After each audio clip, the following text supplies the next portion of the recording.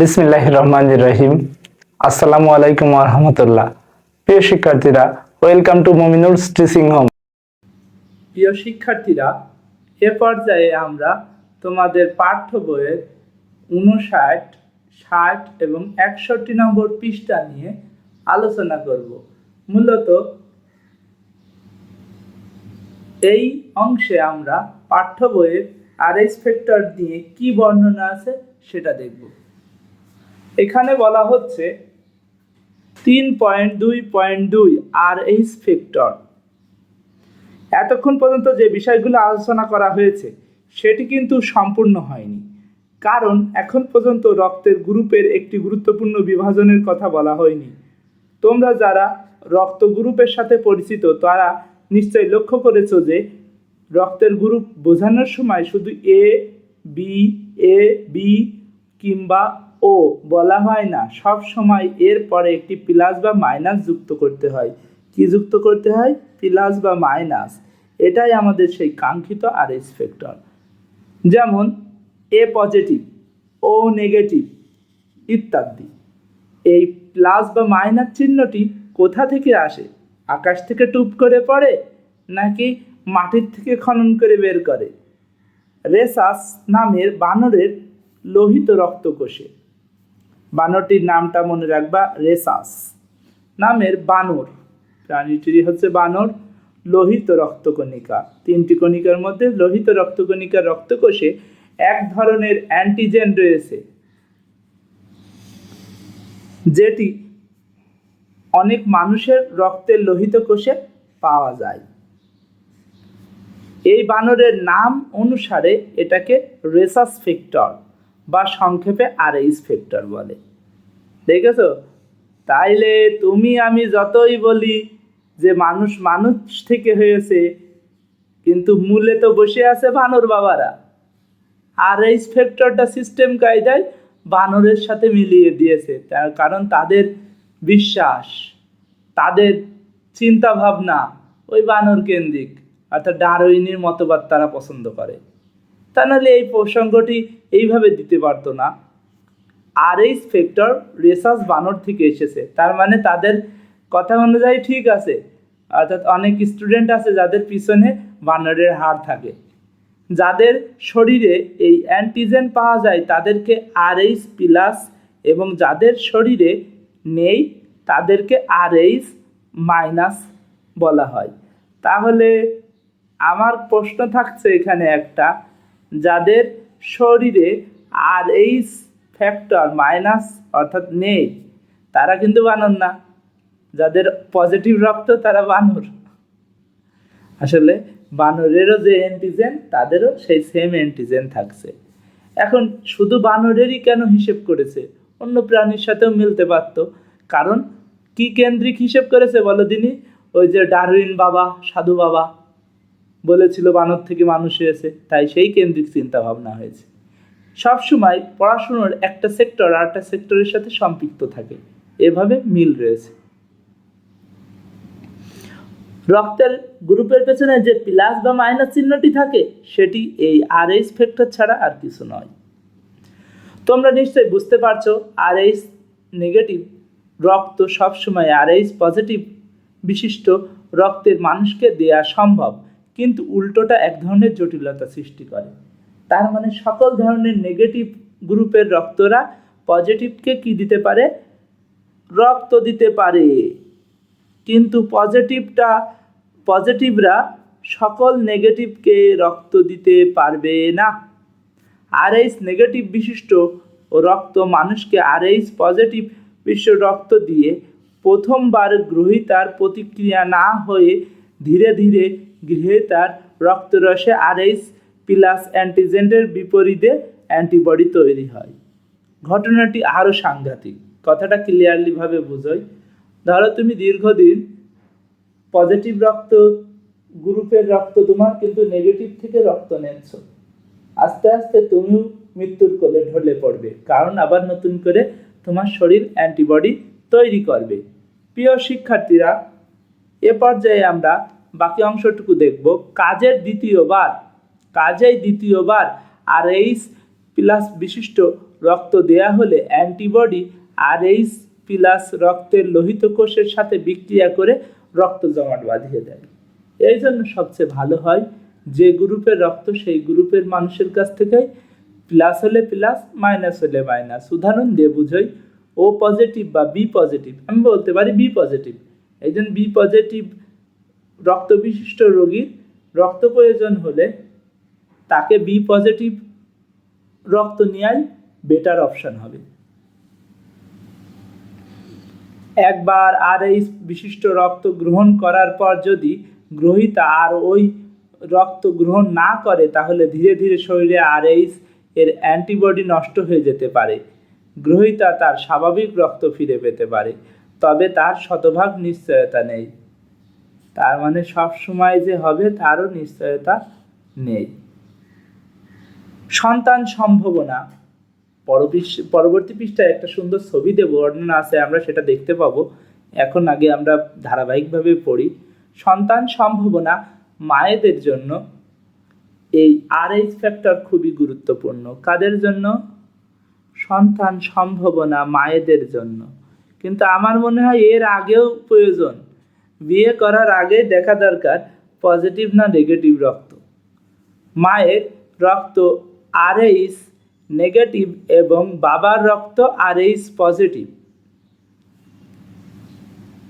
প্রিয় শিক্ষার্থীরা, এই বিষয়টুকু যদি আমি তোমাদের পড়ি তোমাদের কাছে বিরক্তিকর লাগবে, অথচ আমি এটা পরবর্তী পৃষ্ঠার থেকে বুঝিয়ে দিলে তোমরা খুব সহজে বুঝবে। তাই অনুরোধ থাকবে এটুকু নিজেরা পড়ে নিবা। আমি পরবর্তী পৃষ্ঠায় ছবি অনুযায়ী এটা বুঝিয়ে দিচ্ছি। ছবি বাদে আসলে বাস্তবে যদি হলোগ্রাম বা মনোগ্রাম ছবি দিয়ে বা যদি ভিজুয়াল গ্রাফি দিয়ে বোঝানো যেত আরও ভালো হতো। এই যে জনাব মিস্টার সাহেব, ইনি মিসেস সাহেবা, এনরা দুইজন মনে করো বিবাহ করেছে। বাবার ব্লাড গ্রুপ পজিটিভ প্লাস রয়েছে, মায়ের blood group negative. Mosammat Begum Khatun আর ইনি হচ্ছে কি আমাদের মিস্টার জনাব সাহেব।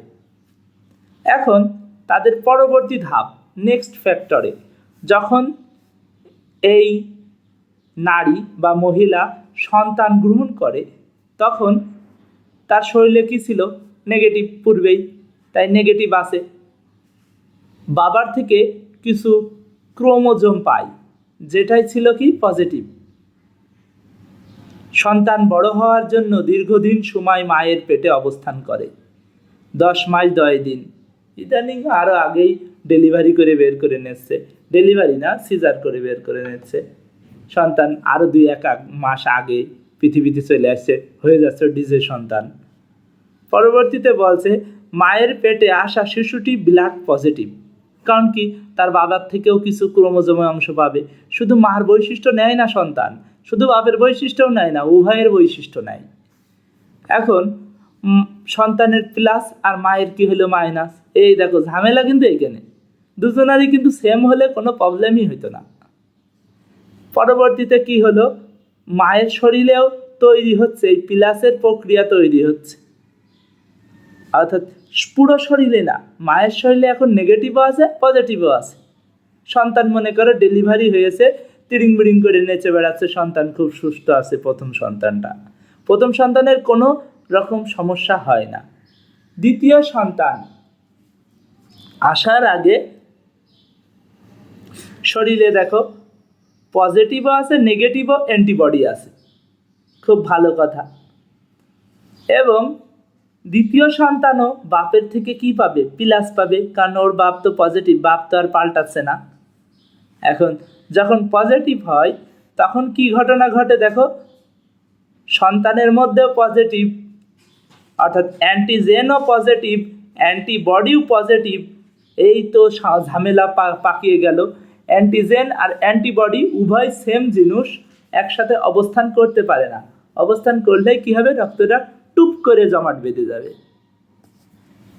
এই ছিল এই চিত্রর আলোচনা। তোমরাও আরও কয়েকবার দেখলে অংশটি বুঝতে পারবে, এবং এই চিত্রটি যদি বর্ণনার খাতিরে আঁকাতে পারো তাহলে মার্ক আরও ভালো পাবে। আমরা চলে যাচ্ছি পূর্বের আলোচনা অংশে। পরবর্তীতে বলা হচ্ছে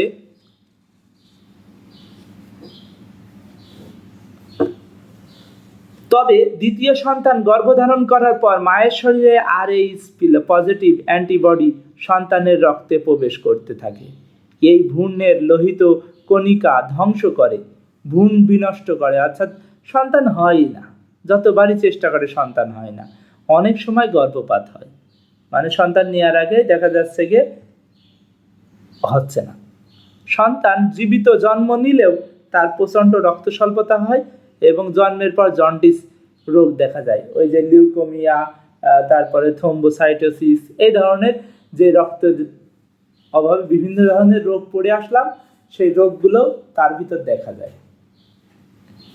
এজন্য বিয়ের আগে হবু বর ও কনের রক্তের গ্রুপ পরীক্ষা করে নেওয়া উচিত। প্রয়োজনে সাবধানতা অবলম্বন করা উচিত। তোমরা তো আবার এ যুগের ভেরিয়েশনালা স্টুডেন্ট, প্রেম প্রীতি করার আগেও ভেবে নিবা, নয়তো দেখা যাচ্ছে তোমার জন্য নবজাতক আসবে মৃত। আর তার চেয়ে বড় কথা হচ্ছে প্রেম প্রীতি খারাপ জিনিস, ওটার থেকে পরিহার করে চলবা। প্রেম প্রীতি বিষয়টা যেহেতু প্রসঙ্গ আসলো, সেটা সম্পর্কে একটু বলি, শোনো। তোমাদের জানা উচিত যে প্রেম প্রীতি বিষয়টা হারাম জিনিস, আর যে কোনো হারামই শরীরের জন্য, আমাদের মন মানসিকতার জন্য খারাপ বয়ে আনে। পরবর্তী পৃষ্ঠায় আমরা এই ছবিটা অলরেডি আলোচনা করেছি, আমরা সংক্ষিপ্ত আকারে ডিসকাস করেছি। তোমরা এই নিয়ে কোনো প্রশ্ন থাকলে কমেন্ট বক্সে প্রশ্ন করতে পারো, আমরা সেই প্রশ্নগুলোর উত্তর দেওয়ার চেষ্টা করব। আমরা চলে যাচ্ছি 71 নম্বর পৃষ্ঠা।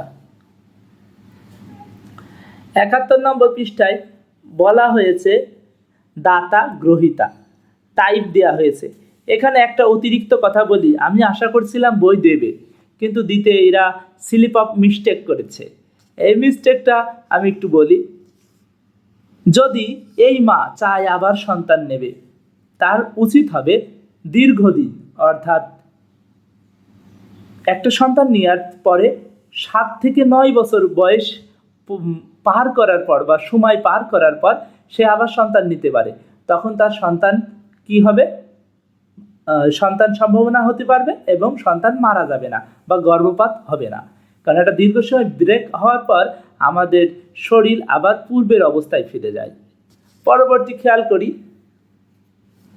দাতা গ্রহীতা, এটা তো রক্তের সে ব্লাডের ফোঁটা দেখে আগের ভিডিওয়ে আমরা জেনেছি, ওটা নিয়ে আর বকবো না, ফাও। এরপরে দেখো, তারপরে এখানে একটা জিনিস খেয়াল রাখতে পারো, এটা বোঝা সহজ, যে কথাটা হচ্ছে গিয়ে এ পজিটিভ কার কার রক্ত দিতে পারবে, গ্রহণ করতে পারবে, সেটাও এখানে বোঝানো হয়েছে। এভাবে বুঝলেও প্রবলেম নাই। পরবর্তীতে আমরা এখন দেখব রক্ত বিভাগের গুরুত্ব।